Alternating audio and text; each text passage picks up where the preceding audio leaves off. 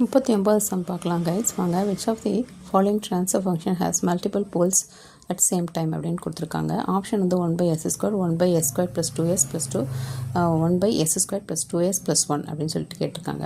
இப்போ போல்ஸ் அப்படின்னாலே வந்துட்டு என்னதுன்னு கேட்டிங்கன்னா அது வந்து ஓப்பன் லூப் ட்ரான்ஸ்ஃபர் ஃபங்க்ஷன். அதை மாதிரி தெரிஞ்சுக்கணும். ஓப்பன் லூப் ட்ரான்ஸ்ஃபர் ஃபங்க்ஷன் தான் வந்து போல்ஸ்னு வரும். அப்போ வந்து என்னது, இதில் வந்து போல்ஸ் கிடையாது, இதில் போல்ஸ் இல்லை, இதில் போல்ஸ் இருக்குது. பட் ஆனால் வந்து நமக்கு இந்த 2 + 1 வந்து 2 × 1 2. அதே மாதிரி அடிஷன் பண்ணும்போது 2 வரணும். 2 + 1 3ன்னு வந்துடும். சரிங்களா? அதனால் இது வராது. ஸோ இது தான் வரும். 1 இங்கே 1 இருக்கா மாதிரி அர்த்தம். 1 × 1 1, 1 + 1 2. ஸோ ஆன்சர் வந்து 1/s² + 2s + 1. அதாவது என்னென்னா போல்ஸ் அப்படின்றது ஓப்பன் லூப் ட்ரான்ஸ்ஃபர் ஃபங்க்ஷன்.